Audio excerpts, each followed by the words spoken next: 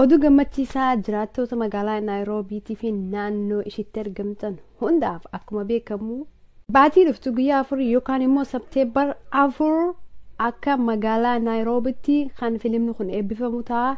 Filimni kun immoo uummanni Oromoo kan magaalaa Naayiroobii keessa jirtan hundi keessanuu akka dhuftanii irratti hirmaatan asumaan kabajaan isin gaafanna. Akkasumatti illee bakkuma jirtanitti tikeeta bitattanii filmii kana eebbisiisuuf akka galmatti nu argamtan kabajaadhaan isin gaafanna.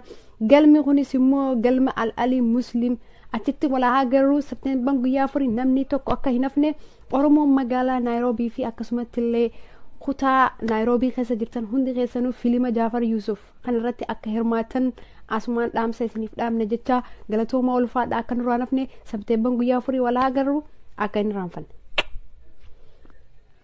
Gammachiisa jiraattota magaalaa Naayiroobii fi akkasuma naannoo ishee keessatti argamtan hundumaafuu baatii dhufu guyyaa 4 jechuun September 4th irratti fiilmiin yeroo dheeraadhaaf eeguu turre eebbisaa waan dhiyaatee jiruuf hundi keessanuu bakka jirtanitti tikeetta bitachuudhaan fiilmii Jaafar Yusuf sirbii kee kan jedhu galma Sir Ali Muslim achitti wal haa agarru. Galatooma.